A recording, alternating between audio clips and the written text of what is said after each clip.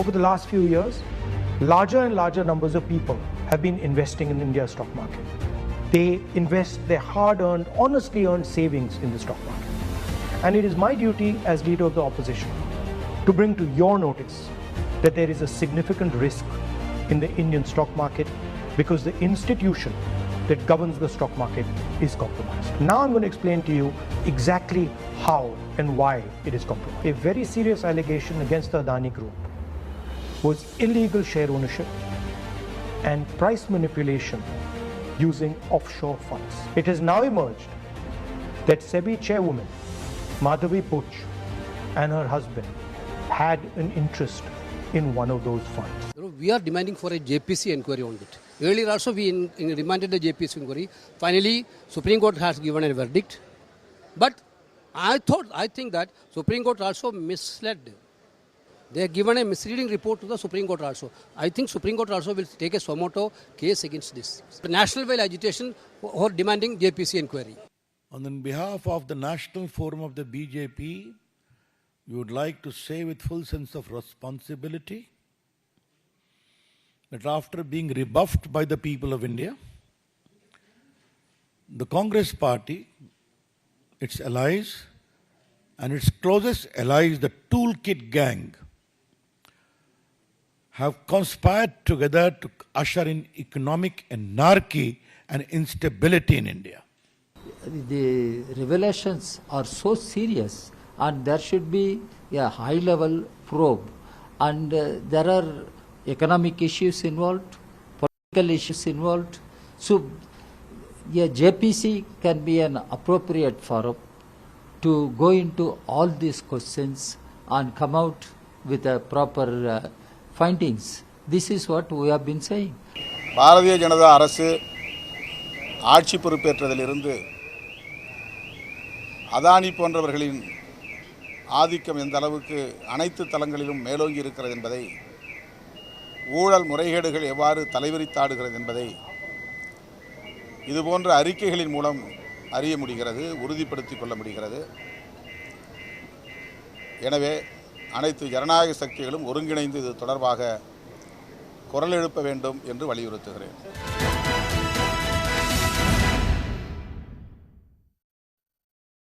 வணக்கம், இது கேள்விக்களம். அதானி தொடர்புடைய சந்தேகத்துக்கு உரிய சில மர்ம நிறுவனங்களில் பங்குச்சந்தையை நிர்வகிக்கக்கூடிய செபி அமைப்பின் தலைவராக இருக்கக்கூடியவர் முதலீடு செய்திருக்கிறார். இது விதிகளுக்கு முரணானது, ஊழலுக்கு துணை போவது, முறைகேடானது என்று ஹிண்டன்பர்க் ஆய்வு நிறுவனம் வெளியிட்டிருந்த அறிக்கைக்கு செபியின் தலைவர், பாஜக தலைவர், அதானி என்ற 3 தரப்பு விளக்கம் தந்திருக்கிறது. தன்னை பற்றிய கேரக்டர் அசாசினேஷன் என்று செபி தலைவர் சொல்கிறார். அதானி தங்களுக்கு இதில் தொடர்பில்லை என்று அதானி குழுமம் மறுத்திருக்கிறது.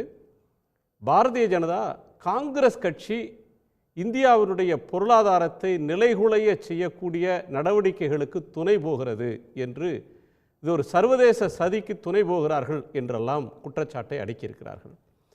எதிர்க்கட்சிகள் தொடர்ச்சியான பல விமர்சனங்களை முன்வைத்திருக்கிறார்கள். செபியின் விளக்கத்திற்கு ஹிண்டன்பர்க் நிறுவனம் பதில் தந்திருக்கிறது. எங்கள் குற்றச்சாட்டுகளை நீங்கள் மறுக்கவே இல்லை, தொடர்புடைய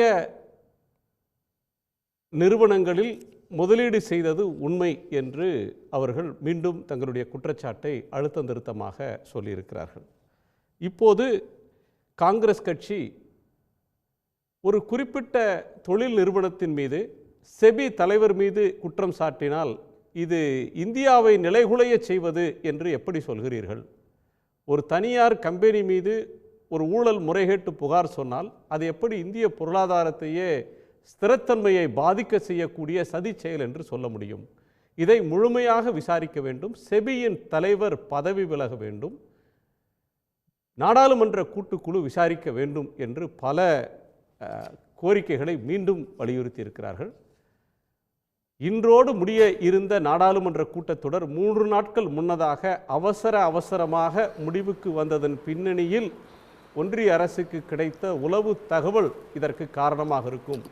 நாடாளுமன்றத்தில் மோடி அரசுக்கு எதிராக புயல் வீசும் என்பதற்காக நாடாளுமன்றத்தை அவசரமாக ஒத்திவைத்து கூட்டத்தொடரை முடிவுக்கு கொண்டு வந்தார்கள் என்றும் கூட காங்கிரஸ் குற்றம் சாட்டியிருக்கிறது. இது சார்ந்து நாம் விரிவாக விவாதிக்கப் போகிறோம். நம்மோடு காங்கிரஸ் கட்சியின் செய்தி தொடர்பாளர் திரு ஆனந்த் சீனிவாசன், பூவுலகின் நண்பர்கள் அமைப்பினுடைய பொறியாளர் திரு கோ சுந்தரராஜன், வழக்கறிஞர் டெல்லியிலிருந்து திரு ஜிஎஸ் மணி, பங்குச்சந்தை ஆலோசகர் திரு PR சுந்தர், பாஜக ஆதரவாளர் திரு சூரிய நாராயணன். அனைவருக்கும் வணக்கம். வணக்கம். நான் திரு ஆனந்த் சீனிவாசனிடமிருந்து தொடங்கணும். ஆனந்த், ஒரு பெரிய புயல் வீசும் பங்குச்சந்தையில் அப்படின்னு சொன்னாங்க. ஆனால் இன்னைக்கு பெருசாக வீசினது மாதிரி தெரியல. அதானி குழும பங்குகள் ஓரளவுக்கு தான் விழுந்திருக்கு, ஹிண்டன்பர்க் 1 அளவுக்கு இல்லை. ஆனால் ஆக்டிவ்லி ட்ரேடட், அதிகமாக கைமாறிய பங்குகள் அதிகம் விற்கப்பட்டு அதிகம் வாங்கப்பட்டு அந்த விலை இறக்கம் ஓரளவுக்கு ஒரு தடுக்கப்பட்டது, மட்டுப்படுத்தப்பட்டதுன்ற அளவில் இருக்குது. அது ஒன்று. ரெண்டாவது, காங்கிரஸ் காலத்தில் ஏன் இந்த மாதிரியான குற்றச்சாட்டுகள்லாம் ஹிண்டன்பர்க் முன்வைக்கலை? இப்போ வேண்டுமென்றே ஒரு ஸ்திரத்தன்மையை குலைப்பதற்காக செய்கிறாங்க, இது காங்கிரஸ் துணை போகுதுன்னு பிஜேபி குற்றம் சாட்டுது. இந்த ரெண்டுக்கும் உங்கள் பதில்? ஃபஸ்ட் அண்ட் ஃபார்மோஸ்ட் இந்தியாவில் ஒரு ஹிஸ்ட்ரி இருக்குது. இது மாதிரி ஒரு ஸ்டாக்ஸ் மார்க்கெட் ஸ்கேண்டல் வந்ததுன்னா ஒரு ஜாயிண்ட் பார்லிமெண்ட்ரி கமிட்டி நடத்துறதுங்கிறது ஒரு மரபு இருக்குது. ஹர்ஷத் மேத்தா டைம்லேயே ஒரு ஜாயிண்ட் பார்லிமெண்ட்ரி கமிட்டி தான் விசாரணை பண்ணி தொலைவி ரிசல்ட் மன்மோகன் சிங் ஃபைனான்ஸ் மினிஸ்டராக இருக்கிறவர் நான் ரிசைன் பண்ணுறேன்னு சொல்லிட்டார். மன்மோகன் சிங் ரிசைன் பண்ணுறேன்னு சொன்னபோது அடல் பிஹாரி வாஜ்பாய் எதிர்க்கட்சி தலைவரே கூப்பிட்டு, உங்கள் சேவை நாட்டுக்கு தேவை, ப்ளீஸ் நீங்கள் ரிசைன் பண்ணாதீங்க, இது மாதிரி நாங்கள் பேசிக்கிட்டே இருப்போம், உங்கள் தொண்டு நாட்டுக்கு தேவைன்னு சொன்னது எல்லாருக்கும் வரலாறில் ரெக்கார்ட் ஆனது. அதனால் இது மாதிரி ஜேபிசி இருந்திருக்கு, கேத்தன் பரேக் போதும் இருந்திருக்கு. இப்போ நடந்த 2G ஸ்கேமுக்கும் ஒரு ஜாயிண்ட் பார்லிமெண்ட்ரி கமிட்டி இருந்தது. நார்மலாக இது மாதிரி ஒரு தேசத்தை புயல் மாதிரி அடிச்சதுன்னா ஒரு ஜாயிண்ட் பார்லிமெண்ட்ரி கமிட்டி போடுறதுங்கிறது மரபு. இது definite rules. So joint parli committee புதுசு கிடையாது. இன்ஃபேக்ட் பிஜேபி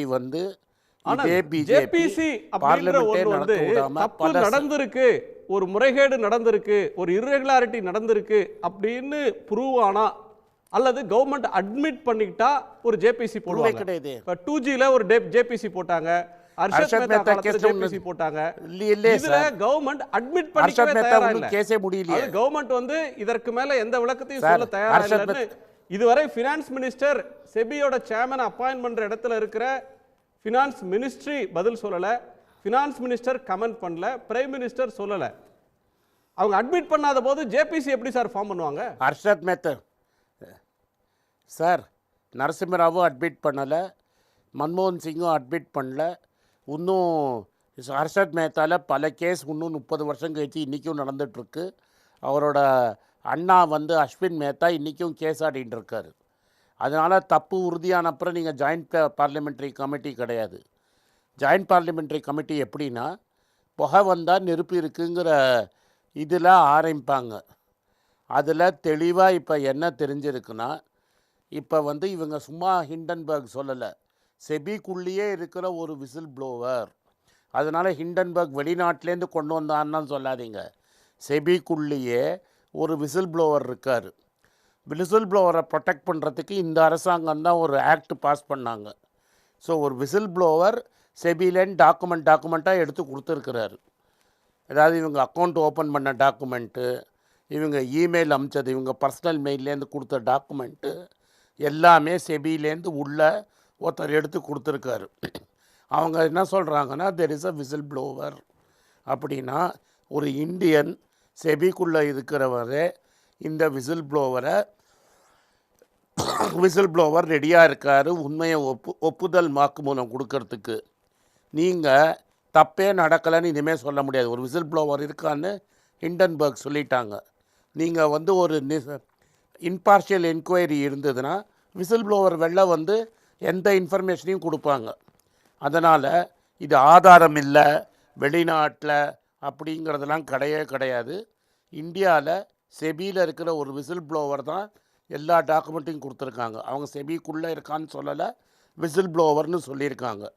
ஸோ ஆதாரம் இருக்குது, பல டாக்குமெண்ட் அவங்க ப்ரொடியூஸ் பண்ணியிருக்காங்க. ஸோ இது சும்மா ஒரு ரேண்டம் அக்விசேஷன் கிடையாது. ரெண்டாவது விஷயம் நீங்கள் கேட்டதில், இதுக்கு அப்படியே ஒன்றுமே தப்பு இல்லைன்னா ஃபைனான்ஸ் மினிஸ்டர் ஒரு ஸ்டேட்மெண்ட் விட்ருக்கணும். இப்போ அடுத்தது மேடம் கொடுத்த ரிபட்டல் லிஸ்ட்டில் நீங்கள் பார்த்தீங்கன்னா 11-12 கண்டிஷனு, இந்த 2 அக்கௌண்ட்டும் என்னோடய 2 கம்பெனி அக்கௌண்ட்டும் டார்மெண்ட் ஆகிடுச்சு. நான் டார்மெண்ட்னா டிரான்சாக்ஷனே பண்ணாத அக்கௌண்ட்டு தான் டார்மெண்ட் அக்கௌண்ட்டுப்பாங்க. அந்த அக்கௌண்ட்டில் போன வருஷத்தில் 2.5 கோடி ரூபாய்க்கு மேலே பணம் வந்துட்டு போயிருக்கிறதுக்கு கவர்மெண்ட் ஆஃப் இந்தியாவோட MCA வெப்சைட் ரெக்கார்ட்ஸே எடுத்து கொடுத்துருக்காங்க. ஒரு அக்கௌண்ட்டில் 2.5 கோடி ரூபா உள்ளே போயிட்டு வந்தால் அது டார்மெண்ட் அக்கௌண்ட்டு கிடையாது. அந்த கம்பெனிக்கு இன்றைக்கும் அம்மையார் தான் 99% ஓனர். ஒரு கம்பெனி நீங்களே செபி சீஃபே ஒரு கம்பெனியை நடத்தி அதில் 2.5 கோடி ரூபா பணவர்த்தனை நடந்திருக்கு. அது ஏன் வந்தது, எந்த கன்சல்டிங் கம்பெனி கொடுத்தாங்க, அதெல்லாம் கேட்குறதுக்கு ஒரு குடிமகனுக்கு உரிமை இருக்குது. யார் வேணால் கேட்கலாம். நீங்கள் ஒரு ஃபிடிஷரி ரெஸ்பான்சிபிலிட்டி போஸ்ட்டில் இருக்கீங்க. அதனால் டார்மெண்ட் அக்கௌண்ட்டுனா அதில் பணமே வரக்கூடாது, பல வருஷத்துக்கு பணம் வந்துருக்கக்கூடாது. இப்போ அதில் பணம் வந்திருக்குன்னு நீங்கள் தெளிவாக நீங்களே டார்மெண்ட்டுன்னு உங்கள் ஸ்டேட்மெண்ட்டில் சொல்கிறீங்க. அந்த அக்கௌண்ட்டில் 2.5 கோடி ரூபா $261,000 வந்திருக்குன்னு அவன் ப்ரூஃப் எடுத்து வச்சுட்டான். இது எப்படின்னா அம்மையாரோட ஹஸ்பண்ட் ஃபைல் பண்ண ஸ்டேட்மெண்ட்லேயே இருக்குது.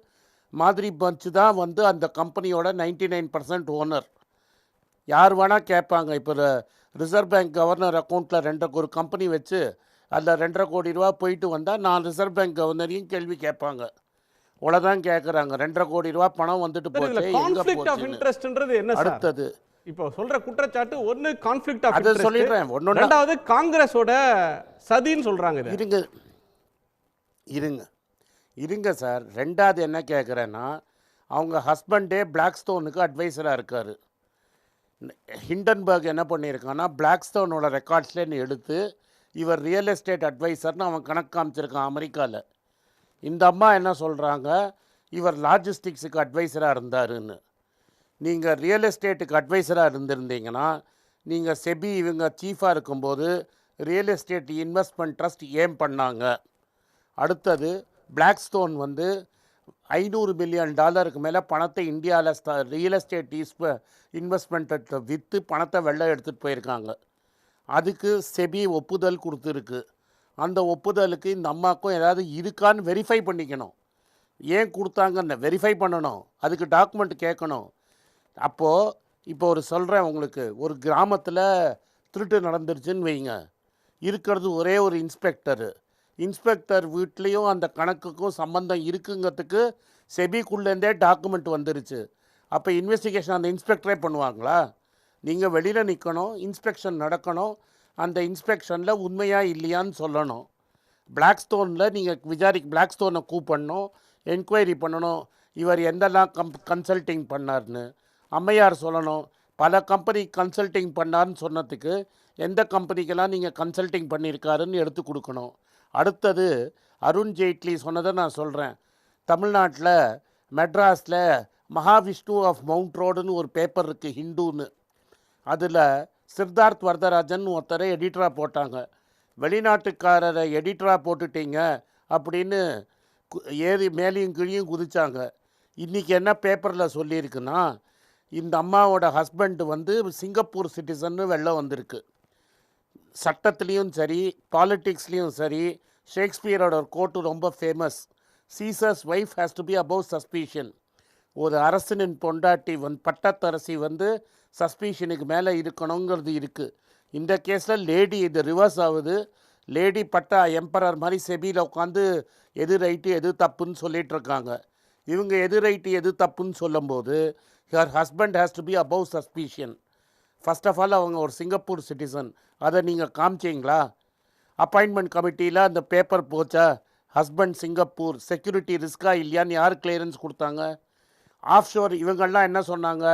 பார்ட்டிசிபேட்டரி நோட்டை பேன் பண்ணணுன்னு சொன்ன கட்சிக்கு பிஜேபி. எவ்வளவோ டிபேட்ஸை நீங்களும் பார்த்துருக்கீங்க. பார்ட்டிசிபேட்டரி நோட்ஸை பேன் பண்ணணுன்னு சொன்னீங்க. ஆஃப் ஷோரில் பிஸ்னஸ் பண்ணுறவங்களுக்கு இவங்க எப்படி செபிக்கு லைசன்ஸ் கொடுத்தாங்கன்னு நாங்கள் கேட்போம். செபி சேர்மன்னு ஆஃப் ஷோர் அக்கௌண்ட் வச்சுருக்காங்கன்னு அவங்க முன்னாடியே சொல்லிட்டாங்கன்னா நீங்கள் எப்படி நீங்கள் பர்மிஷன் கொடுத்தீங்கன்னு அப்பாயின்மெண்ட் கமிட்டியை கேட்கணும். அன்றைக்கி டிஸ்க்ளோஸ் பண்ணியிருக்காங்களான்னு ரெக்கார்டை பார்த்தா தான் தெரியும். ரெக்கார்டை பார்க்காமே நீங்கள் சொல்கிறத உண்மைன்னு ஒத்துக்க முடியாது. ஒன்றும் உங்களுக்கு இல்லைன்னா அந்த அப்பாயின்மெண்ட் டீட்டெயில்ஸை கொண்டு வாங்க.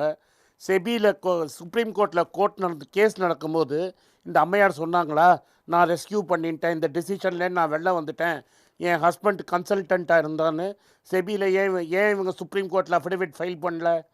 அதுக்கெல்லாம் இப்போ தப்பு ரைட்டுங்கிறது ஜட்ஜ்மெண்ட் லேட்டர். இதெல்லாம் என்கொயரி பண்ணணும். என்கொயரி பண்ணுறச்ச இந்த அம்மாவே உட்காந்து எப்படி என்கொயரி பண்ண முடியும்? இது மாதிரி இவங்க வந்த இடம் அப்படி ஐசிஐசியிலேன்னு வந்திருக்காங்க. ஐசிஐசியில் இன்னொரு ஃபேமஸ் கேஸ் இருக்குது, சந்தா கோச்சர் கேஸ்னு.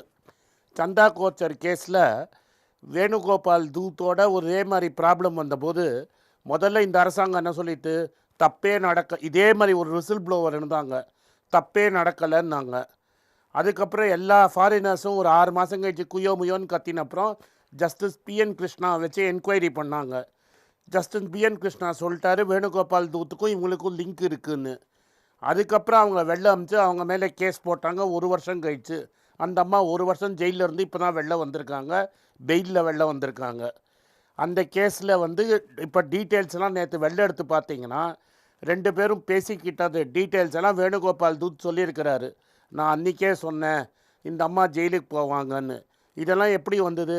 என்கொயரி பண்ணதுனால இந்த டீட்டெயில்ஸ்லாம் நம்மளுக்கு கிடச்சிது. அப்போ என்கொயரி நடக்கணும் தான் நாங்கள் கேட்குறோம். நாங்கள் என்ன கேட்குறோம்? இந்த அம்மா தப்பு, இந்த அம்மாவை இந்த அம்மாவை ஜெயிலில் நான் சொல்கிறோம், நீ கொஞ்சம் நகருமா, என்கொயரி பண்ணலான்ங்கிறோம்.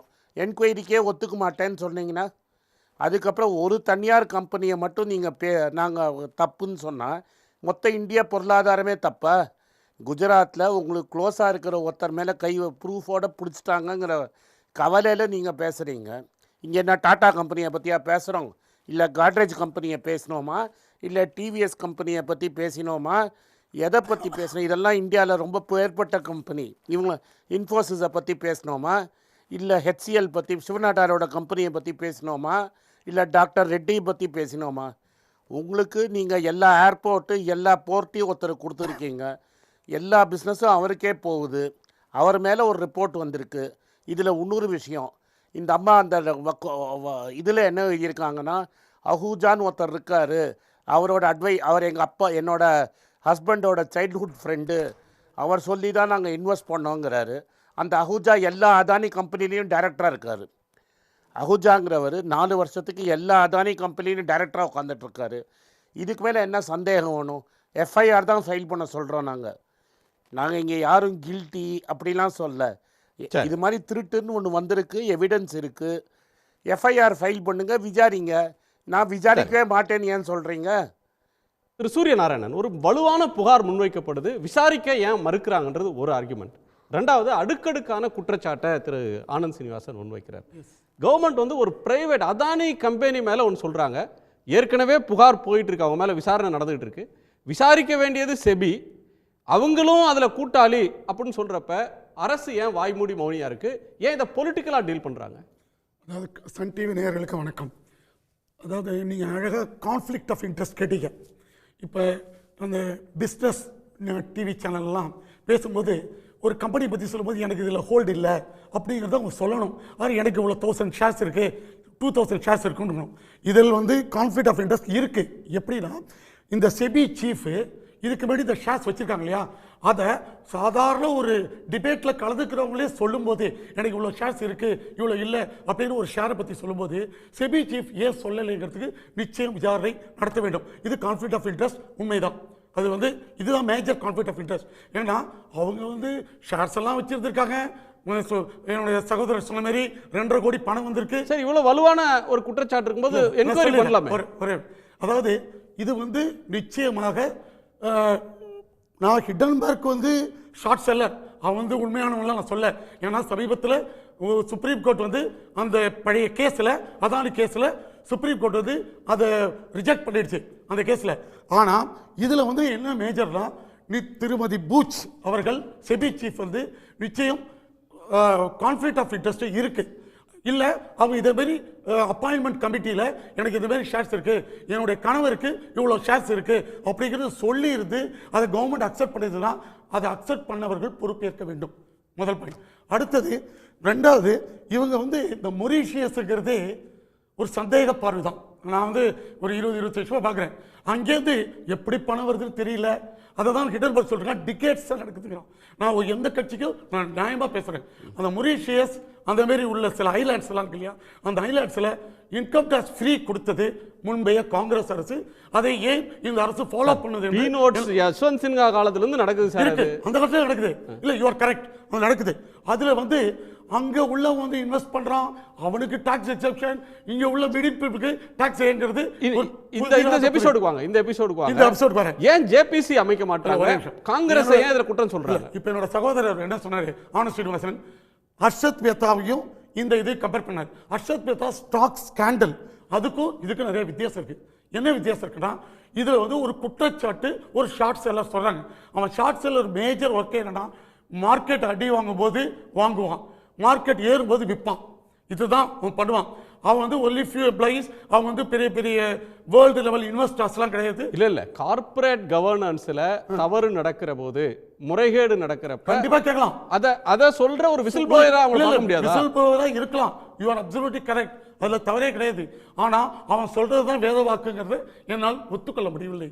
அவங்க சொல்ற வரையிலும் இவங்க ஸ்டேக்ஸ் அங்க இருக்குன்றது தெரியவே தெரியாத, சொல்லவே இல்லை. இந்த விவாதத்தில் என்னை பொறுத்தவரை நிச்சயமாக திரும்ப செபி சீஃப் சம் நடவடிக்கைகள் எடுக்க வேண்டும். ஏன்னா இதில் அஃபெக்ட் ஆகுது சிறு முதலீட்டாளர்கள் தான். பெரிய பெரிய முதலீட்டாளர்கள் எல்லா வெட்டும் தெரியுது, என்ன பண்றாங்க. இப்போ இந்த விஷயத்துல அதானி விவகாரன்றதுனால கவர்மெண்ட் நடவடிக்கை எடுக்க மறுக்குதா?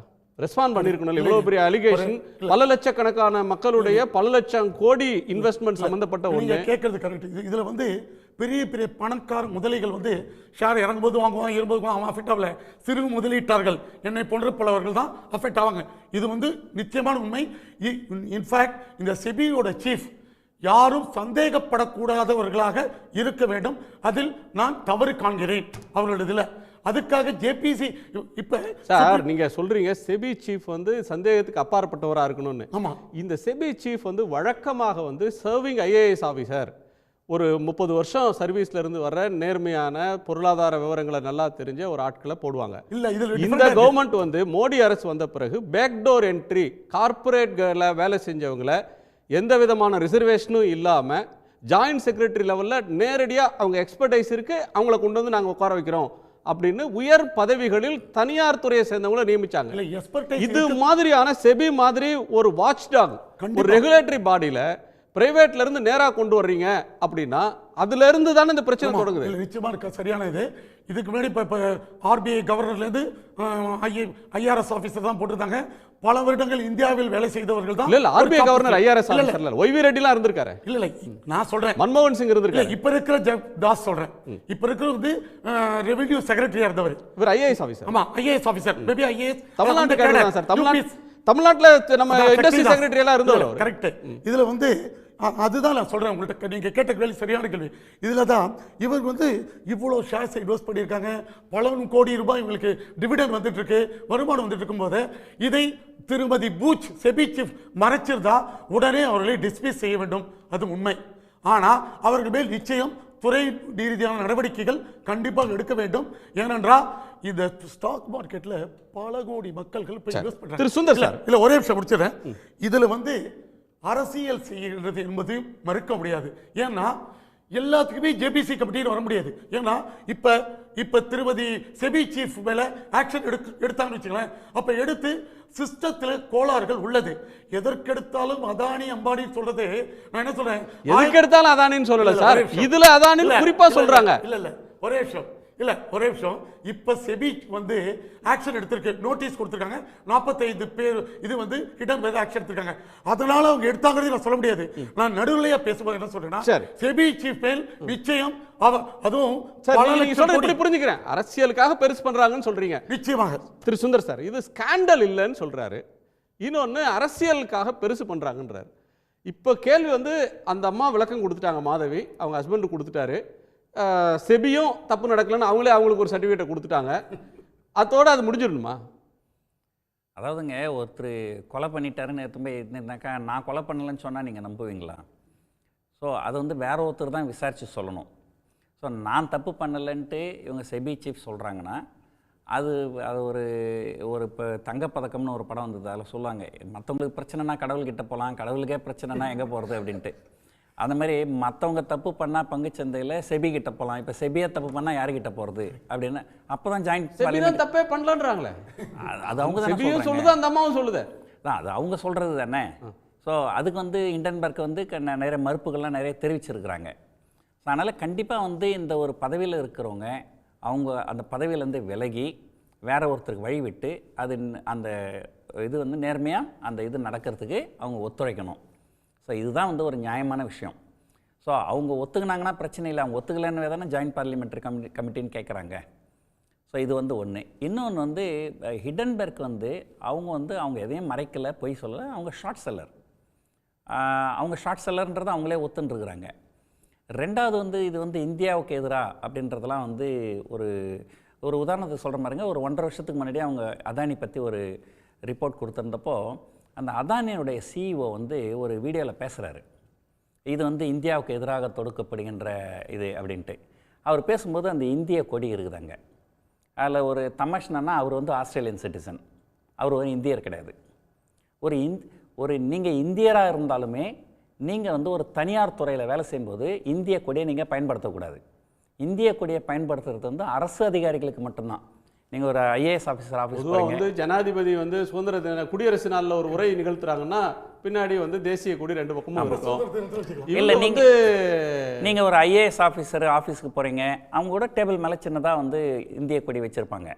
ஆனால் இங்கே ஒரு வெளிநாட்டு சிட்டிசன் இந்திய கொடியை வச்சுக்கின்னு ஹிடன்பர்க் வந்து அதானியை பற்றி பேசும்போது இது வந்து இந்தியாவுக்கு எதிராக. அப்போ இந்தியாவும் அதானியும் ஒன்றா? அதுதான் இப்போ கேட்குற கேள்வி. இந்தியாவும் அதானியும் ஒன்று கிடையாது. அதானி மேலே குறை சொன்னால் அது இந்தியா மேலே குறை சொன்ன மாதிரி. ஸோ அது வந்து எப்படி வந்து ஒரு ஏற்றுக்கொள்ளக்கூடியதாக இருக்கும்? ஸோ ஆனந்த் ஸ்ரீனிவாசன் சொன்ன மாதிரி ஹிடன்பர்க் வந்து வேறு எந்த ஒரு நிறுவனத்து மேலேயும் இன்றைக்கி வரைக்கும் குறை சொல்லலை. அவங்க வந்து அதானியை பற்றி மட்டும்தான் குறை சொல்கிறாங்க. ஸோ அதனால் இதை வந்து ஒரு அதானி மேலே சுமத்தப்படுகின்ற ஒரு குற்றச்சாட்டை மட்டும்தான் பார்க்கணுமே தவிர இந்தியாவுக்கு மேலே இருக்கிற குற்றச்சாட்டு அப்படின்னு இதை வந்து கண்டிப்பாக அந்த ஏற்கனவே அதானி மீது சொல்லப்பட்ட குற்றச்சாட்டுகள் எல்லாம் அந்த கரையெல்லாம் தொடச்சிட்டு அதானி குழுமம் வந்துருச்சு, அந்த குற்றச்சாட்டுலாம் தப்புன்னு ப்ரூவ் ஆயிடுச்சு.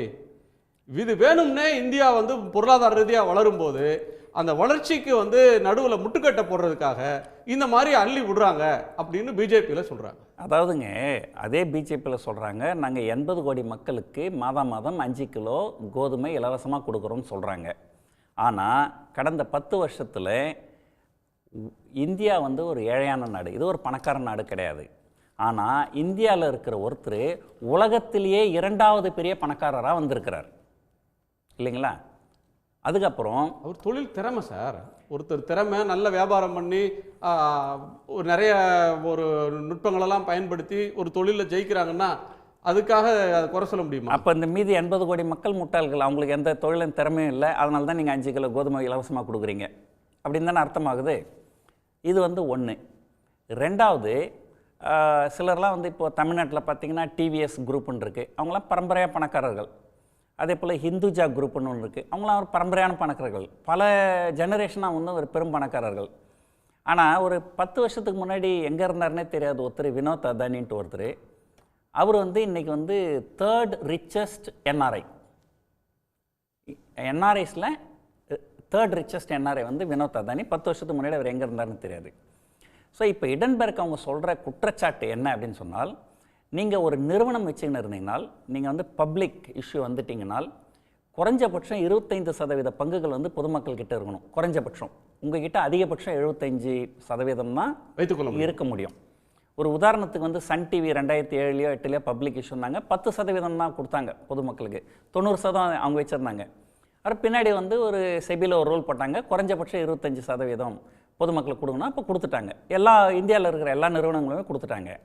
ஆனால் இப்போ ஹிடன்பர்க் சொல்கிறது என்னென்னா, 75% வந்து அதானி குழுமம் வச்சுக்கின்னு மேற்கொண்டு ஏதோ ஒரு வகையில் பணம் இங்கேருந்து வெளியே போய் அது ஏதோ ஒரு வகையில் வினோத் அதானியோட அக்கௌண்ட்டுக்கு வந்து, அது வினோத் அதானி வந்து ஒரு வெளிநாட்டு முதலீட்டாளராக இங்கே உள்ளே வந்து பெரும்பாலான பங்குகள் அவர் வச்சுருக்கிறாரு. ஸோ அப்போது 75% மேலே ஒரு நிறுவனம் வச்சுருக்கக்கூடாதுன்றதை பைபாஸ் பண்ணுறதுக்காக இவங்க இதெல்லாம் பண்ணியிருக்கிறாங்க. ஒரு வினோத் அதானிக்கு கிட்டத்தட்ட 38 FII அக்கௌண்ட் இருக்குது ஏன்னா அவங்க ஹிடன்பர்க்கில் சொல்கிறாங்க. ஸோ இது எல்லாமே வந்து ஒரு என்ன சொல்கிறது, ஒரு கைப்புண்ணுக்கு கண்ணாடி தேவையா அப்படின்னு சொல்லாங்க. ஸோ ஒரு நாடு, ஒரு ஏழ்மையான நாடு, 80 கோடி மக்கள் 5 கிலோ கோதுமை இலவசமாக வாங்கி சாப்பிடக்கூடிய ஒரு சூழ்நிலையில் இருக்கிற நாட்டில் ஒருத்தர் வந்து ஒரு தொழில் திறமையால் இல்லைங்களா, ஒருத்தர் வந்து உலகத்திலே 2வது பெரிய பணக்காரராக வராரு அப்படின்னு சொல்லும்போது கண்டிப்பாக அவங்க தப்பு செஞ்சாங்கன்னு நான் சொல்ல வரல, ஆனால் அங்கே தப்பு நடந்திருக்கிறதுக்கு வாய்ப்பு இருக்குது அப்படின்னு வந்து ஒரு எதிர்க்கட்சிகள் எதிர்பார்க்கறது வந்து நியாயம். ஸோ அந்த இடத்துல வந்து ஒரு சரியான ஒரு விசாரணை வேண்டும். திரு GS மணி, செபி சேர்மன் பதவி விலகணும், முறைகேடு நடந்திருக்கிறத அவர் மறைச்சதை வந்து அவரே ஒப்புக்கொண்ட ஆவணங்கள் வெளியாகி இருக்கு, இதில் கான்ஃப்ளிக்ட் ஆஃப் இன்ட்ரெஸ்ட் இருக்கு, இது அதானி மேலே குற்றச்சாட்டு சொன்னால் அது இந்தியா மேலே சொல்கிற குற்றச்சாட்டுலாம் சொல்லக்கூடாது, குறிப்பான முறைகேடு குறிப்பான தவறுன்னு குற்றம் சொன்னால் அதற்கு தான் பதில் சொல்லணும் அப்படின்னு முன்வைக்கப்படுற கருத்துக்களை நீங்கள் எப்படி பார்க்குறீங்க? அதாவது இது எப்படி இருக்குன்னா, ஒரு குற்றச்சாட்டுங்கிறது இந்தியா போன்ற ஒரு மிகப்பெரிய ஜனநாயக மக்கள் தொகை நாட்டில் பொருளாதார வறட்சியை நோக்கி போய்கிட்டு இருக்கிற இந்த நேரத்தில் இப்போ ஒரு தனிப்பட்ட நிறுவனத்துக்கு எதிராகவோ அந்த நிறுவனத்தோட அதிபருக்கு எதிராகவோ ஒரு குற்றச்சாட்டை வைக்கிறது வந்து நம்ம அதை ஒரு இன்னும் பெருசாக பேச போகிறதில்ல. இப்போ செபி போன்ற ஒரு பங்கு சந்தையில் வந்து இந்தியா போன்ற நாடில் வந்து முதலீட்டாளர்கள் வந்து பல லட்சம் கோடி முதலீடு செஞ்சு இன்றைக்கி பங்குச்சந்தையில் இந்தியா மிகப்பெரும் வளர்ச்சி அடைந்துக்கிட்டு இருக்கிற இந்த நேரத்தில் ஒரு செபி போன்ற ஒழுங்கு ஆணையம், ஒரு அட்டானமஸ் பாடி, அது அதனுடைய தலைவர் மேலேயே குற்றச்சாட்டு வைக்கிறது, இது போன்ற குற்றச்சாட்டு வைக்கிறது, அந்த குற்றச்சாட்டை யார் வைக்கிறாங்க அப்படிங்கிறது தான் இன்றைக்கி வந்து முக்கியத்துவம் வாய்ந்ததாக இருக்குது. குற்றச்சாட்டு வைப்பவரோட நம்பகத்தன்மை, அவரோட பேக்ரவுண்டு, காண்டக்ட், இதை வந்து அரசாங்கம் சொல்லலை, அதை விசாரணை ஆணையம் சொல்லலை, இதை சொன்னது வந்து உச்சநீதிமன்றம். உச்சநீதிமன்றத்தில் இதே போல் ஒரு குற்றச்சாட்டை வைத்தபோது ஜனவரி மாதம் வழங்கிய உச்சநீதிமன்ற தலைமை நீதிபதி அவர்கள் அடங்கிய அந்த அமர்வானது தெளிவாக சொல்லியிருக்கு, செபி போன்ற ஒரு ஒழுங்கு ஆணையம், அந்த ஆணையத்து மேலே எங்களுக்கு முழு நம்பிக்கை இருக்குது, அதனுடைய அந்த ஆணையம் வந்து ஒரு சரியான விசாரணையை நடத்துது, அந்த ஆணையம் தான் விசாரணை நடத்தணும். ஒருவேளை விசாரணை சரியான முறையில் நடக்கலை அப்படின்னா நாங்கள் வேறு ஒரு ஆணையத்துக்கு, சிபிஐ போன்ற ஒரு சிறப்பு புலனாய்வு நாங்களே எங்களுடைய நீதிமன்ற மேற்பார்வையிலே ஆணையத்தை அமைப்போம்னு சொல்கிறாங்க. 26 விசாரணையில் 24 விசாரணை முடித்தா இன்னும் 2 விசாரணை முடிக்கிட்டோம். அதே உச்சநீதிமன்றம் தலைமை நீதி அரசு அடங்கிய 3 அமர்வானது இண்டன்பர்க் அந்த நிறுவனத்தை பற்றின ஒரு கான்டெக்டை சொல்கிறாங்க. அந்த தீர்ப்பில் வந்து 67வது பேராக ஐயில் சொல்லியிருக்காங்க. உங்களுக்கு ஐங்கிற அந்த 9 தீர்ப்பில் இது கடைசியான சொல்லியிருக்காங்க. இந்த இண்டன்பர்க் இதனுடைய கான்டக்ட், இவங்க சொன்ன குற்றச்சாட்டு அடிப்படையில், அதானி நிறுவனத்தில் சொன்ன குற்றச்சாட்டு அடிப்படையில் பங்குச்சந்தையில் இந்திய பங்குச்சந்தையில் இந்திய முதலீட்டாளர்கள் ஏதாவது இழப்பீடை சந்திச்சிருந்தா அது சம்பந்தமான விசாரணை நடத்தி இந்த இண்டன்பர்க் இந்த நிறுவனத்தின் மீது நடவடிக்கை எடுக்கணும்னு அதில் ஒரு தீர்ப்பில் சொல்லியிருக்காங்க. அதே மாதிரி அதுக்கு மேலே உள்ள தீர்ப்பில் என்ன சொல்லியிருக்காங்கன்னா, ஒரு முறையான ஒரு குற்றச்சாட்டில் அடிப்படை ஆதாரம் இருக்குதா இல்லையான்ற விசாரிக்காமல் கூட இது போன்ற ஒரு குற்றச்சாட்டை வழங்குறது தவறுன்னு சொல்லி உச்சநீதிமன்றத்தில் விஷால் திவாரின்ற ஒரு பொதுநல வழக்கு தொடர்ந்தவர் அந்த தீர்ப்பில் தெளிவாக வழங்கியிருக்காங்க. அதனால தான் இன்றைக்கி பிரச்சனை. இண்டன்பர்க் போன்ற ஒரு சுயநலம் கொண்ட ஒரு உள்நோக்கத்தோட தொடர்ந்து ஒரு நிறுவனத்து மேலே குற்றச்சாட்டை வைத்துக்கிட்டு, அதானி போன்ற ஒரு அந்த நிறுவனத்தை செபி போன்ற ஒரு அட்டானமஸ் பாடி உள்ள ஒரு தனித்துவம் வாய்ந்த அந்த ஒரு அமைப்பு மேலே ஒரு மிகப்பெரிய குற்றச்சாட்டை சொல்லும்போது அப்போ தான் சந்தேகத்துக்கு இடம் வருது. இந்த குற்றச்சாட்டுக்கு எந்த அளவுக்கு முக்கியத்துவம் கொடுக்கணும்னு விசாரணை வேண்டான்னு யாருமே செபி சொல்றத, செபியோ அதனுடைய தலைவரோ கொடுத்திருக்கிற விளக்கத்தை, அந்த விளக்கத்தை அடுத்து ஹிடன்பர்க் திரும்ப ஒரு பதில் கொடுத்துருக்காங்க, பாயிண்ட் பை பாயிண்ட் ரிபட்டல் கொடுத்துருக்காங்க. நாங்கள் என்னென்ன குற்றச்சாட்டு சொன்னோமோ அதற்கான ப்ரூஃபை தான் அந்த அம்மா கொடுத்துருக்காங்க, மாதவி கொடுத்துருக்குறாங்க சேர்பர்சன். அவங்க எங்கேயுமே மறுக்கலையே நாங்கள் சொல்கிற குற்றச்சாட்டுன்னு சொல்கிறாங்க. இதில் அவங்களுக்கு என்ன நோக்கம் இருக்குது? இப்போ வந்து யார் என்ன குற்றச்சாட்டை சொன்னாலும் ஒரு ஒழுங்குமுறை ஆணையம் எல்லாம் ஒரு பல லட்சக்கணக்கான கோடி நிதியை கையாளுற, தப்பு நடந்தால் தண்டிக்கிற, தடுக்க வேண்டிய ஒரு செபின்ற ஒரு பெரிய அமைப்புக்கு தலைவராக இருக்கிறவங்க புகாருக்கு ஆளானது அதானி. அந்த குழுமத்தினுடைய புகாரை ஏற்கனவே செபி விசாரிச்சுட்டு இருக்கும்போது அவங்களோட சேர்ந்து வர்த்தகத்தில் இருக்கிறாங்க, அது பொது வெளியில் சொல்லப்படலை அப்படின்னு சொன்னால் இந்த கேள்விகள் வந்து எதிர்க்கட்சிகள் கேட்க மாட்டாங்களா? இது எப்படி வந்து அவங்களுக்கு கிரெடிபிலிட்டி இல்லை, சுயநலத்தோடு சொல்கிறாங்க அப்படின்னு மட்டும் அதை வந்து நீங்கள் டிஸ்மிஸ் பண்ணிட முடியும்? இல்லை, நான் வந்து விசாரணையே பண்ணக்கூடாதுன்னு நான் சொல்லவே இல்லை. ஒரு குற்றச்சாட்டுன்னு ஒன்று வந்துடுச்சுன்னா, செபி போன்ற ஒரு முக்கியத்துவம் வாய்ந்த ஒரு அமைப்பு மேலே ஒரு குற்றச்சாட்டு, அதன் தலைவர் மேலே கடைசியாக குற்றச்சாட்டு வந்துச்சுன்னா விசாரணை வேண்டான்னு யாரும் சொல்ல. ஒரு உதாரணத்துக்கு ஒன்று சொல்கிறேன். உச்சநீதிமன்ற முன்னாள் தலைமை நீதி, அவர் உச்சநீதிமன்ற தலைமை நீதிபதியாக இருந்தப்பவே அவர் மேலே, அவர் பேர் சொல்ல விரும்பலை, எல்லாருக்கும் தெரியும், அவர் மேலே ஒரு பாலியல் குற்றச்சாட்டு வந்தது. பாலியல் குற்றச்சாட்டு வந்து அந்த உச்சநீதிமன்றத்தில் பணிபுரிந்த ஒரு பெண்ணே அந்த குற்றச்சாட்டை வைத்தாங்க. அவர் உச்சநீதிமன்றத்தில் நீதிபதியாக தலைமை நீதிபதியாக இருந்தப்பவே தான் அதுக்கான வந்து இன்டர்னல் கமிட்டி வந்து ஒரு விசாரணை நடத்தி இந்த குற்றச்சாட்டுகள்லாம் உண்மை இல்லை, பொய்ன்னு சொல்லி ஒரு தீர்ப்பு வாங்கினாங்க. அன்னைக்கு உச்சநீதிமன்ற நீதிபதி பதவி விலகலை, அதாவது நீதியை வழங்குற ஒரு உச்சபட்ச உச்சநீதிமன்ற தலைமை நீதிபதி ஒரு குற்றச்சாட்டு வந்தது. குற்றச்சாட்டு நல்ல விஷயமா, அடிப்படை ஆதாரம் இல்லை, அது நல்ல விஷயமா? அவர் வந்து விசாரணை அவரே அவருக்கு சர்டிஃபிகேட் கொடுத்துட்டார் சார். அவர் பதவி விலகி ஒரு தேர்ட் பார்ட்டி விசாரணை நடத்திட்டோம், ஒரு இண்டிபெண்டன்ட் ஏஜென்சி விசாரணை நடத்திட்டோம், என்ன நான் அந்த விசாரணைக்கு உட்படுத்திக்கிறேன், என் மீது அமாண்டமா சொல்லிட்டாங்க அப்படின்னு ஒரு மாரல் ரெஸ்பான்சிபிலிட்டி எடுத்திருந்தாருன்னா பரவாயில்ல. ஒரு தவறு வந்து ஒரு தவறுக்கு வந்து இதாக முடியாது. அவருக்கு அதுக்கு அடுத்து என்னென்னலாம் தீர்ப்பு, அதுக்கப்புறம் அவருக்கு என்ன பதவி வழங்கப்பட்டது, இதெல்லாம் செய்யவில்லை என்று கான்டெக்ஸ்டோட பார்த்தோம்னா ஒருவர் தான் தவறே செய்யவில்லை என்று உறுதியாக கூறும்போது நீங்கள் அவரை பதவி விலகிவிட்டு அதற்கு அடுத்து விசாரணை இப்போ வந்து ஒருவர் குற்றச்சாட்டு வைக்கிறார், இன்னொரு மீது குற்றச்சாட்டு வைப்பவரும் விசாரணை செய்ய முடியாது, சாட்டப்பட்டவரும் விசாரணை செய்ய முடியாது. விசாரணை செய்ய வேண்டிய அமைப்பு ஒரு நியூட்ரல், ஒரு தனி அமைப்பு தான் இருக்கும். அது சிபிஐயா இருக்கட்டும், செபியா இருக்கட்டும். செபி விசாரணை செய்தால் செபியோட தலைவர் தான் விசாரணை செய்வாரா? நான் கேட்கிற கேள்வி. அல்லது செபி விசாரணை சரியாக செய்யவில்லை என்றால் நீதிமன்றங்கள் வேற ஒரு அமைப்பு விசாரணை பணிபுரியக்கூடிய ஒரு அதிகாரி விசாரிச்சாருன்னா அந்த விசாரணையோட முடிவு எப்படி இருக்கும்? இல்ல ஒரு மாரல் ரெஸ்பான்சிபிலிட்டி ஒன்னு எடுத்துக்க வேண்டாமா? ஒரு சார் ஒரு நேர்மையான விசாரணை அப்படி நீங்க பாத்தீங்கன்னா வருகின்ற குற்றச்சாட்டுகள் ஒரு செபி ஒரு அமைப்பு மீது வருகின்ற குற்றச்சாட்டை அந்த அமைப்புல விசாரிச்சா நீதி கிடைக்காது நீங்க நினைச்சீங்கன்னா ஒரு விசாரணையும் செய்ய முடியாது. விசாரணை வந்து ஒரு நியாயமான நேர்மையான விசாரணை இருக்கிறதா என்றுதான் பார்க்க வேண்டும். அதை பார்ப்பதற்கு நீதிமன்றங்கள் இருக்கின்றன. அப்போது நீதிமன்றங்கள் மீது நம்பிக்கை இல்லையா? நான் கேட்பது, உச்சநீதிமன்றத்தின் மீது நம்பிக்கை இல்லையா? உச்சநீதிமன்றம் தெளிவாக சொல்லியிருக்கிறது, செபி போன்ற அமைப்பு சரியான விசாரணை என்றால் உச்சநீதிமன்றம் வேறு அமைப்புக்கு கொடுப்போம் என்று சொல்லும் போது நீங்கள் பொதுமக்கள் வழி 1924 பேசும் சரியா? சீஃப் ஜஸ்டிஸ் அந்த லார்ட் ஹியூவர்ட் வந்து சொல்றார், justice must not only be done but it has to be seen as done. அதாவது ஒரு நியாயம் வழங்குவது மட்டும் முக்கியமல்ல, நியாயம் வழங்கப்பட்டதாக தெரிய வேண்டும் என்று சொல்றார். சரியா? 1991 நரசிம்மராவுடைய ஆட்சி வந்து வருது. அப்போ வந்து மன்மோகன் சிங் அவர்கள் வந்து நிதியமைச்சர். அப்போ வந்து ஒரு இஷ்யூ வருது 1992 ஃபேர் க்ரோத் ஃபினான்ஷியல் சர்வீசஸ்னு ஒரு ஸ்கேம் நடக்குது. சரிங்களா? அந்த ஸ்கேம் நடக்க போது ஒரு பிரச்சனை வருது. அன்றைக்கு மினிஸ்டர் ஆஃப் ஸ்டேட்டாக இருந்த திரு பி சிதம்பரம் அவர்கள், சரிங்களா, அவர் வந்து ஃபேர் க்ரோத் ஃபினான்ஷியல் சர்வீசஸில் 50,000 ரூபாய்க்கு அவர் பேர்லையும் 1 லட்ச ரூபாய்க்கு ஒரு மனைவி பேர்லையும் பங்கு வாங்கியிருக்காரு. சரியா? அது முதலீடு செஞ்சிருக்காரு. ஒரு சாதாரண இன்வெஸ்ட் வந்து எப்படி பண்ணுவாரோ முதலீடு செஞ்சிருக்காரு. அது வந்து கான்ட்ரவர்சி ஆகுது. அப்போ வந்து சிதம்பரம் அவர்கள் அவசரமாக அந்த ப்ரெஸ் இன்ஃபர்மேஷன் பீரோவுக்கு போய் அந்த ப்ரெஸ் இன்ஃபர்மேஷன் ஆஃபீஸில் உட்காந்து அங்கே ப்ரெஸ்ஸை சந்திக்கார்.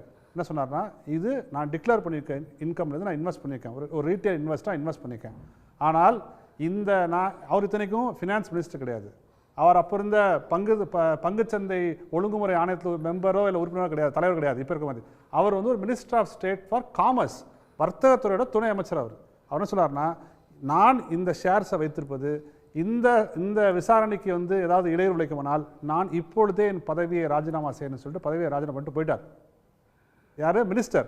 ஆனால் இங்கே ஒரு செபிங்கிற ஒரு ரெகுலேட்டரோட சீஃப் வந்து தன் மீது வைக்கப்பட்ட குற்றச்சாட்டை அவங்களே அக்செப்ட் பண்ண, ஆமாம் நான் அந்த மொரிஷியஸ் பேஸ் கம்பெனியில் நான் இன்வெஸ்ட் பண்ணியிருக்கேன் 2015 என் ஹஸ்பண்ட் இன்வெஸ்ட் பண்ணியிருக்காரு, அந்த கம்பெனி வந்து சில இன்வெஸ்ட்மெண்ட் பண்ணியிருக்காரு, அதுக்கு அட்வைசராக இருந்தவர் வந்து அதானியோட குழுமத்தில் டேரக்டராக இருந்தவர் தான் அட்வைஸ் பண்ணியிருக்காருன்னு அவங்களே வந்து அக்செப்ட் பண்ணியிருக்காங்க. அதை அவங்களுடைய அறிக்கையில் பார்த்துட்டு தெரியும். அப்போ நம்ம என்ன சொல்கிறோன்னா, இது வந்து ஒரு ஆனந்த் ஸ்ரீனிவாசன் சார் சொன்ன மாதிரி scissors wife should be above suspension சொல்கிற மாதிரி நீங்கள் ஒரு ரெகுலேட்டர், சரியா?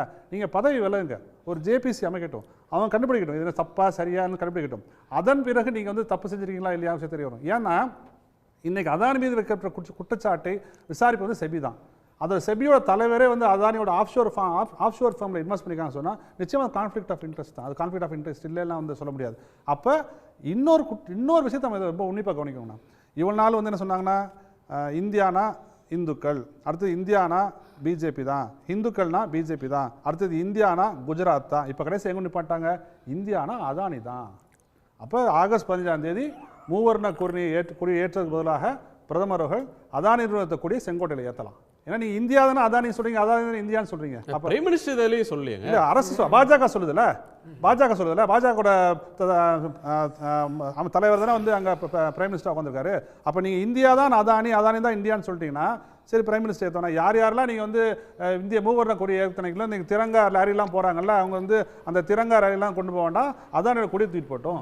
நீங்கள் ஏன் வந்து மூவர்ண கொடியை தூக்கிட்டு போகிறீங்க? அது எப்படி ஒரு கம்பெனி மீது வைக்கிற குற்றச்சாட்டை இந்தியா மீது வைக்கிற குற்றச்சாட்டை நீங்கள் வந்து சொல்ல முடியும்? சார், இப்போ எதுவுமே தேசத்தின் மீதான தாக்குதல், ஒரு தேசபக்தி, ஒரு தேசிய கொடியை பின்னாடி வச்சுட்டு எங்கள் இந்தியாவோட வளர்ச்சிக்கு நாங்கள் பாடுபடுறோம், இந்தியா வளர்ச்சியை பிடிக்காதவங்க இதை பண்ணுறாங்கன்னு சொன்னால் அதுக்கு மேல அந்த மெரிட்ஸ்குள்ள போக மாட்டாங்கன்னு நினைக்கிறாங்க. அப்ப ஒரு கம்பெனி நீங்க மெரிட்ஸ்குள்ள வாங்க. இல்ல இந்த குறிப்பிட்ட சம்பவத்துல இதுவரையிலும் பிரஸ்ஸை ஏன் அந்த அம்மையார் சந்திக்கல, கேள்விகளை எதிர்கொள்ளல, நிதியமைச்சர் இதற்கு அவர் வந்து பதவி விலகணும் அப்படின்னா அது ஒரு மாரல் கிரவுண்ட்ல விலகணும். நான் வந்து குற்றம் செய்யல, இருந்தாலும் விசாரணைக்கு உட்படுத்திக்கிறேன்னு ஒரு தார்மீக அடிப்படையில் விலகணும்.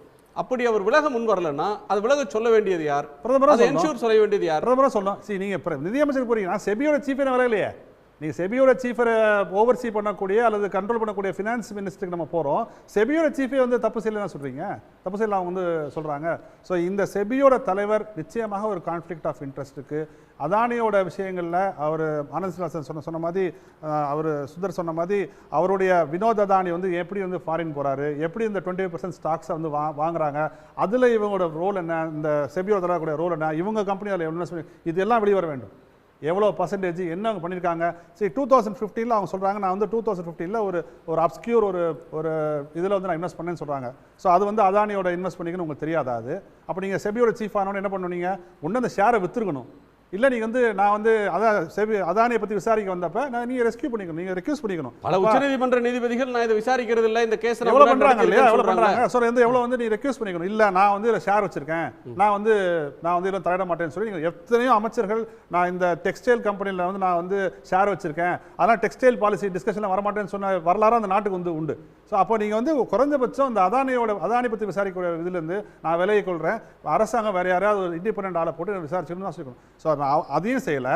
இவ்வளோ பெரிய குற்றச்சாட்டுகள் இருந்த பிறகு இன்னமும், அதாவது அவங்க ஹிடன்பர்க் சொன்ன குற்றச்சாட்டுகளை ஏற்றுக்கொண்ட ஒரு அறிக்கையை தான் வந்து அவங்க வந்து செபியோட தலைவர் வந்து கொடுத்துருக்காங்க. இந்த மாதிரி நான் வந்து இந்த ஸ்டாக்ஸ் வச்சுருக்கேன்னு சொல்லி. மூன்றாவதாக இந்த அரசியலாக்கி ஏதோ ஒரு தனிப்பட்ட நிறுவனத்தின் மீது வைக்கப்படுகிற குற்றச்சாட்டை இந்த தேசத்தின் மீது வைக்கப்படுற ஒரு இதாக இருக்கு இல்லையா, அது ரொம்ப ரொம்ப டேஞ்சரஸான ஒரு போக்கு. இது வந்து ஒரு நிறுவனம் தான், ஒரு தேசம் கிடையாது. ஒரு கம்பெனி தான் ஒரு நேஷன் ஆக முடியாது. அது வந்து நம்ம வந்து கிளியராக இருப்போம். அப்போ இந்த நாட்டில் எத்தனையோ நூற்றுக்கணக்கான ஆயிரக்கணக்கான பெரிய பெரிய நிறுவனங்கள் இருக்குது. அப்போ அந்த நிறுவனங்களை வச்சு யாரும் குற்றச்சாட்டு சொல்கிறதில்ல. இந்த ஒரு நிறுவனம் இவ்வளோ குறைந்த காலவெளியில் இவ்வளோ பெரிய விஷயத்தை செய்து எப்படி பண்ணிக்காங்கிற ஒரு விஷயத்தை வந்து அவங்க என்கொயரி பண்ணிருக்க ஒரு பாடியோட சீஃப் தான் செபியோட சீஃப். அந்த செபி சீஃப் மேல் குற்றச்சாட்டு வரும்போது நிச்சயமாக ஒரு பதவி விலகி கொண்டு ஒரு ஜேபிசிக்கு அனுமதி கொடுப்பது தான். ஏன்னா நீங்கள் வந்து செபியோட வேலை வந்து சாதாரண வேலை இல்லை. இன்றைக்கி இந்தியாவில் இருக்கக்கூடிய பல கோடிக்கணக்கான சிறு முதலீட்டாக, அதாவது இண்டிவிஜுவல்ஸ் இன்வெஸ்டர்ஸ் இருக்காங்க இல்லையா, அவங்களுடைய பணத்தைக்கான ஒரு கஸ்டோடியன் வந்து செபி. அவங்க பணத்தை பாதுகாக்க வேண்டிய பொறுப்பு வந்து செபிக்கு இருக்குது. அப்போ அந்த செபியோட சீஃபுங்கிறது ஒரு சாதாரண வேலையில், தலைவர் வந்து சாதாரண வேலையில். இன்றைக்கு அந்த மியூச்சுவல் ஃபண்ட்ஸில் மட்டும் அந்த ஒரு ஷார்ட் கேப்பில் ஒரு 41,000 கோடி வந்து அதான குழுமத்தில் வந்து இன்வெஸ்ட் பண்ணியிருக்காங்க. போர்ட்ஸில் அம்புஜா சிமெண்ட் இன்வெஸ்ட் பண்ணி 41,000 கோடி மியூச்சுவல் ஃபண்ட் பணத்தை வந்து அதானோட இது வந்து இன்வெஸ்ட் பண்ணியிருக்காங்க. அப்போ அதெல்லாம் யார் ரெகுலேட் பண்ணுறாங்கன்னா செபி தான் வந்து ரெகுலேட் பண்ணும். அப்போ நீங்கள் வந்து ஒரு கம்பெனியில் ஸ்டாக் வச்சுருக்கீங்க, அந்த கம்பெனியோட இதிலே வந்து நீங்கள் ரெகுலேட் பண்ணோம்னா அது வந்து கான்ஃப்ளிக்ட் ஆஃப் இன்ட்ரெஸ்ட் இல்லையா? அது நிச்சயமாக கான்ஃப்ளிக்ட் ஆஃப் இன்ட்ரெஸ்ட் தான். திரு ஆனந்த் குறுக்கிட்டீங்க. இந்த பாருங்க சார், குணா சார், நீங்கள் வந்து ஆதாரம் இல்லைன்னுலாம் சொல்லக்கூடாது. அவன் டாக்குமெண்ட்டை எடுத்து போட்டான், அப்போ அந்த டாக்குமெண்ட் பொய்ன்னு சொல்லுங்கள். இமெயில் கொண்டு எல்லாத்தையும் போட்டிருக்கான் சார். பேங்க் ஸ்டேட்மெண்ட் போட்டிருக்கான், எம்சிஏ ரெக்கார்டு போட்டிருக்கான், இவங்க ஹஸ்பண்ட் அமிச்ச இமெயிலெலாம் அமிச்சிருக்கிறான். சுப்ரீம் கோர்ட்டுங்கிறார். சுப்ரீம் கோர்ட்டில் சந்திரசூட் முன்னாடி சொன்னாங்களா என் ஹஸ்பண்ட் சிங்கப்பூர் சிட்டிசனு,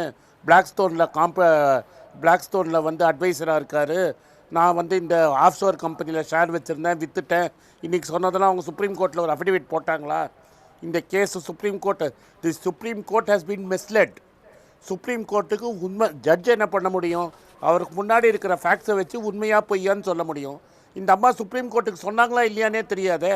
சந்திரசூட் சொல்லுங்கள், இந்த எல்லாம் எங்களுக்கு டிஸ்க்ளோஸ் பண்ணிட்டாங்க, எனக்கு தெரிஞ்சு இந்த தீர்ப்பை சொன்னேன்னு சந்திரசூட் சொல்லுவாரா?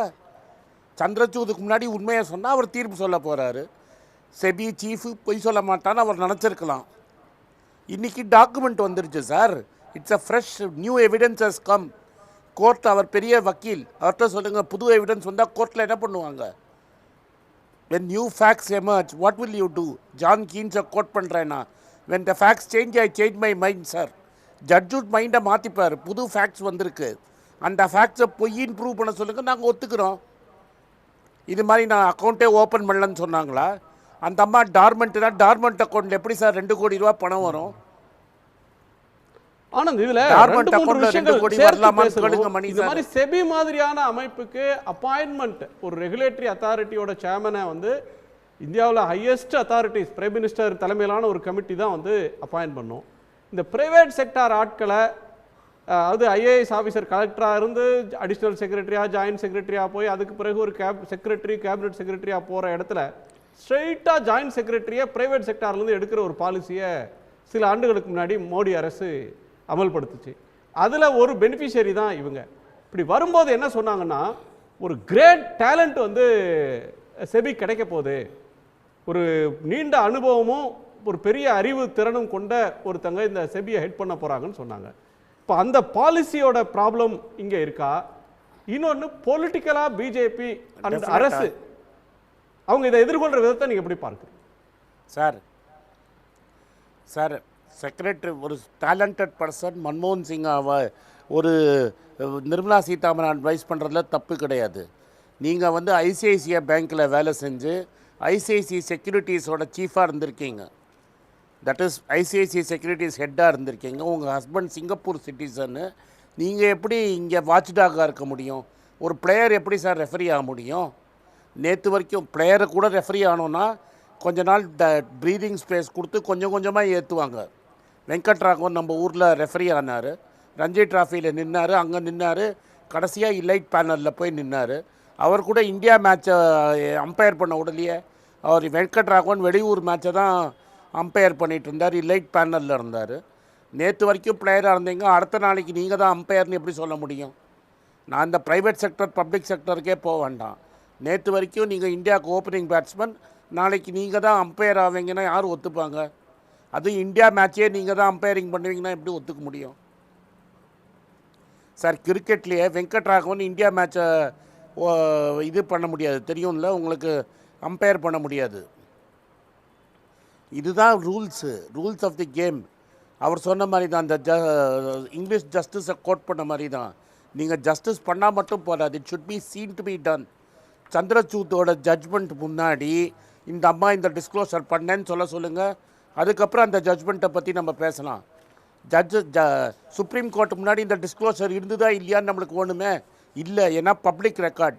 சுப்ரீம் கோர்ட்டில் சீல்டு கவர் இல்லைன்னா எல்லாமே பப்ளிக் ரெக்கார்டு.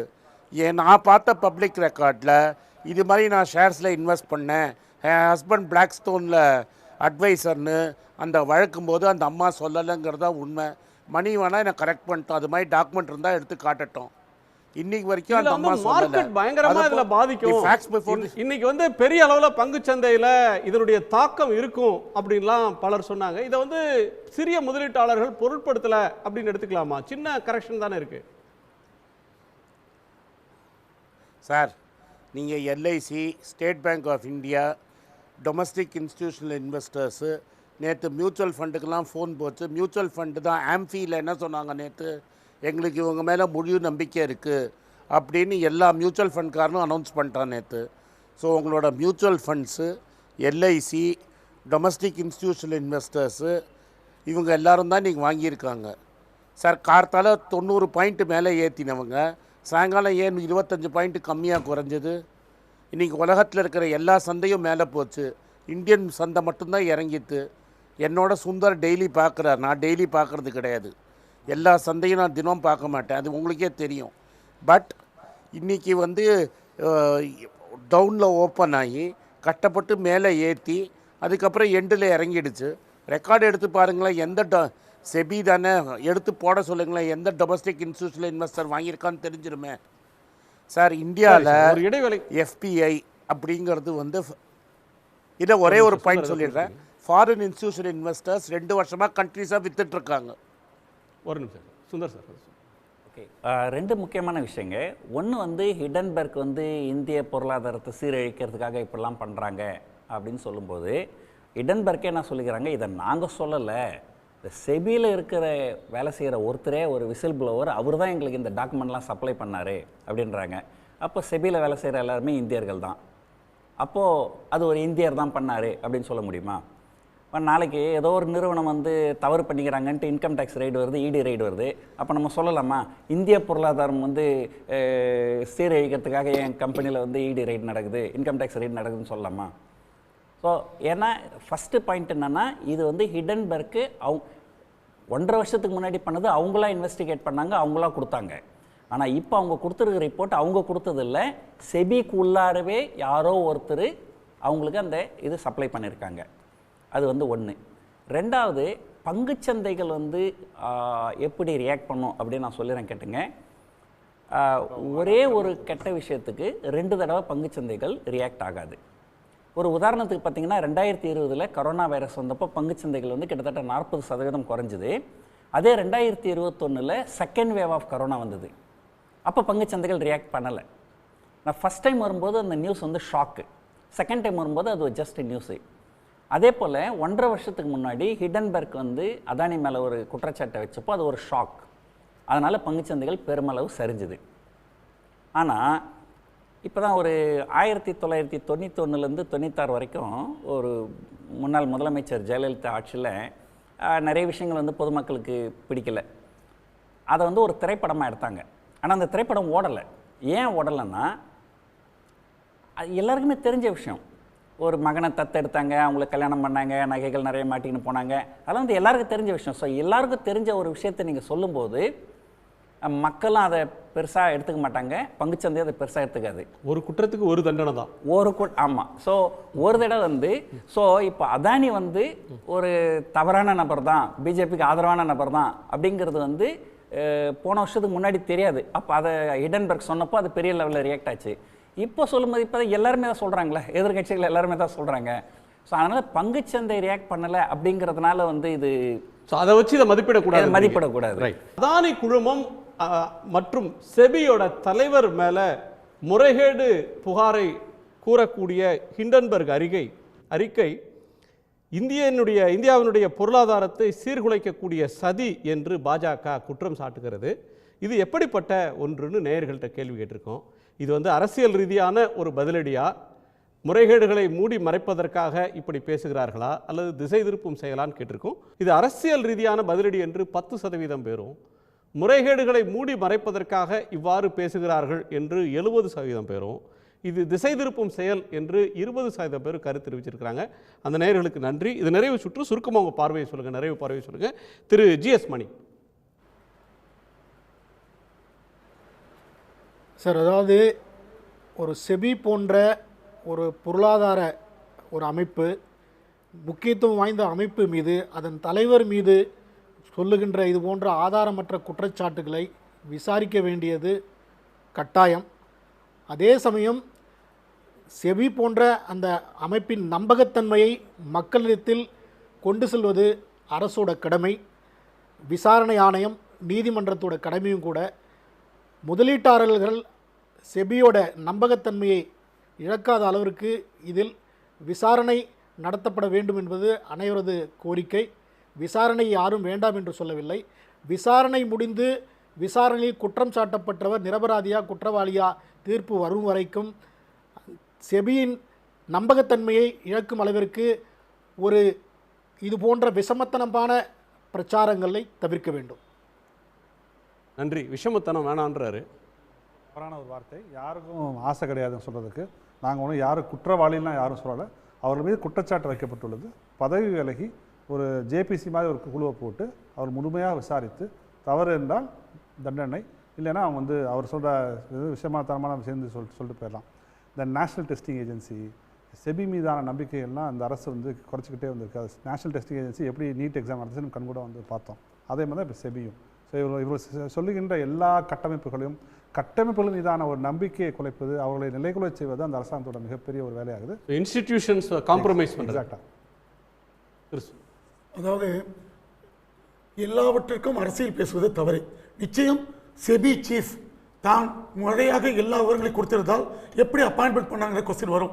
நிச்சயமா அதில் சில முறைகேடு நடந்த வாய்ப்பு இருக்கிறது. ரெண்டாவது இவங்க லேட்டரல் என்ட்ரியில் வந்தவங்க சார். இது புறவாசல் வழியா ஐஏஎஸ் தேர்வு எழுதி வந்தவங்க. அதான் சொல்றேங்க. ஒருத்தர் இவ்வளோ ஷேர்ஸ் எல்லாம் வச்சுக்கிட்டு இவ்வளோ இவன் அதானியோட குரூப்பத்தையும் வச்சுட்டு இவங்க செபி சீஃபா வருவது என்பதை ஏற்றுக்கொள்ள முடியாதான்னு நினைக்கிறேன். நிச்சயமாக அவர்களாகவே பதவி விலக வேண்டும். நிச்சயம் இதற்கு மத்திய அரசு ஆக்ஷன் எடுக்கணும். ஒரு கமிட்டி ஃபார்ம் பண்ணணும். அது ஜேபிசி தான் சொல்வதை நான் ஏற்றுக்கொள்ள முடியாது. ஏன்னா ஹிடன்பர்க் காந்தியோ புத்தரோ இல்லை. ஏன்னா சமீபத்தில் சுப்ரீம் கோர்ட்டு ஹிடன்பர்க் கேஸை தள்ளுபடி செய்திருக்கு. நிச்சயம் ஏன்னா பல கோடி முதலீட்டாளர்கள், சிறு முதலீட்டாளர்களை காக்க வேண்டிய அரசு நிச்சயம் இதில் நடவடிக்கை எடுக்க வேண்டும். அதில் மாற்று கருத்தே இல்லை. இதுக்காக ஒரு ஒரு நிறுவனத்திற்காக நாடே சொல்வதை நிச்சயமாக ஏற்க முடியாது. ஏன்னா அதானியில் தான் நாடுகிறது கிடையாது. ஆனால் என்னோட சகோதரர் சொன்னாரே அதானி கொடி, அதையும் நிச்சயம் ஏற்க முடியாது. எந்த மத்திய அரசோ மோடி அரசோ அதானிக்காக கொடி கட்டவில்லை, அவர்களை சப்போர்ட் பண்ணல. நிச்சயமா ஆக்ஷன் எடுக்க வேண்டியது உண்மை. பாரபட்சம் இல்லாமல் ஆக்ஷன் எடுக்க வேண்டியது. இதனால் பல லட்சம் சிறு முதலீட்டு நம்பிக்கையை மத்திய அரசு பெறும். இல்லை என்றால் நிச்சயமாக ஷேர் மார்க்கெட் டவுன் ஆகும். இது இன்னைக்கு குறையாதுங்கிறது காரணம் என்னன்னா பெரிய முதலீட்டாளர்கள் இதை நிறுத்தி வைத்திருக்காங்க என்பதான் கருத்து இருக்கு. இது ஷாக்கு இதெல்லாம் இல்லை இன்னைக்கு. ஏன்னா செபி சீஃபே சொல்லியிருக்காங்க இதை பேனிக் ஆகாதுட்டு. அது சொல்லுவதே தவறு. ஏன் சொல்லணும் பேனிக் ஆகாதுன்ட்டு? அப்ப ஹிடன்பர்க் எகென்ஸ்ட் செபியை சொல்லக்கூடாது இல்லையா? Who is the authority to give a judgement on Hindenburg? யாருமே சொல்ல முடியாது. நிச்சயம் நடவடிக்கை எடுக்க வேண்டும். நடவடிக்கை எடுக்க வேண்டியதில் மாற்று கருத்தை என்னை பொறுத்தவரை இல்லை. லேட்டரல் என்ட்ரி ஒன்று மிகப்பெரிய பிரச்சனை ஒன்று. இன்னொன்று பட்டய கணக்கர்கள் ரிசர்வ் ஷேக்கில் கொண்டு வரணும். சார்ட் அக்கௌண்டன்ஸ் ரிசர்வ் ஷேக்கில் கொண்டு வரணும். நீங்கள் ஃபினான்ஷியல் ஃப்ராட்ஸ் எல்லாம் அதிகமாகிட்டே போகுது. ஸோ அப்போ பட்டய கணக்கர்களுக்கு ரிசர்வேஷன் கொண்டு முறைப்படுத்தி சாதாரண மக்களும் ஒரு பட்டய கணக்கர்களாக வரக்கூடிய ஒரு சூழலை ஏற்படுத்துறது தான் ஒரு முக்கியமான விஷயம் நான் பார்க்குறேன். அகில இந்திய அளவில் பட்டய கணக்குலேயே ஒரு திராவிட மாடல் வேணும்ன்றீங்க. சார்ட் அக்கௌண்ட்ஸ் நீங்கள் ரிசர்வேஷன் கொண்டு சார்ட் அக்கௌண்ட் ரிசர்வேஷன் கிடையாதுங்க. யார் அவங்க முன்னோர்கள் வாழ்ந்துட்டு இருக்காங்களோ அது அப்படியே எக்ஸாம் பாஸ் பண்ணுவாங்க. கடந்த 7 மாதங்களில் வெளிநாட்டினர் கிட்டத்தட்ட 1.25 லட்சம் கோடி 1,25,000 கோடி கொண்ட பங்குகளை விற்றுட்டு இந்தியா மேலே நம்பிக்கை இழந்து வெளியே போகிறாங்க. அதேமாரி பங்குச்சந்தைகள் இன்றைக்கி ஓரளவு நல்லா இருக்கிறதுக்கு காரணம் சிறு முதலீட்டாளர்கள் நம்பிக்கை வச்சு பங்குச்சந்தையில் வராங்க. அந்த சிறு முதலீட்டாளர்கள் நம்பிக்கை இழக்கிற மாதிரி எதுவும் பண்ணக்கூடாது. நம்ம நண்பர் சொன்ன மாதிரி அவர் சொன்னதில் ஒரு மாறுபாடு என்னென்னா இது ஆதாரமற்ற குற்றச்சாட்டுன்னு இவங்களே சொல்லிட்டாங்க. ஆதாரம் ஹிண்டன்பர்க் கொடுத்துருக்குறாங்க. அது ஆதாரம் உண்மையா பொய்யான்றதை ஒரு விசாரணை அமைப்பு தான் சொல்ல முடியுமே தவிர இவர் இங்கே உட்காந்துனே இது ஆதாரமற்ற குற்றச்சாட்டு, அதனால் நீங்கள் பேசுகிறது எல்லாமே விஷமத்தனம், இதில் நமக்கு என்ன விஷமத்தனம் இருக்குது? அது ஒன்றும் கிடையாது. ஸோ சிறு முதலீட்டாளர்கள் நம்பிக்கை ஏற்படுத்தணும்னு சொன்னாக்கா கண்டிப்பாக அவர் சொன்ன மாதிரி ஏதோ ஒரு ஜாயின்ட் பார்லிமெண்ட் கமிட்டி ஏதோ ஒரு இண்டிபெண்ட் விசாரணை அமைப்பு இவங்க விசாரணை பண்ணணும். இவங்க செபி சீஃபாக இருக்கிற வரைக்கும் அந்த இண்டிபெண்ட் விசாரணை எந்த அளவுக்கு இருக்கும் அப்படிங்கிறது ஒரு சந்தேகமான ஒரு விஷயம்தான். அதனால் அவங்க பதவி விலகிட்டு ஒரு இண்டிபெண்ட் பாடி வந்து அதை விசாரணை பண்ணணும். சிறு முதலீட்டாளர்களுடைய நம்பிக்கை இழக்காமல் பார்த்துக்கணும். நன்றி சார், நன்றி நன்றி. எல்லோருக்கும் நன்றி. மீண்டும் சந்திப்போம். இது கேள்வி களம், மக்களின் மேடை.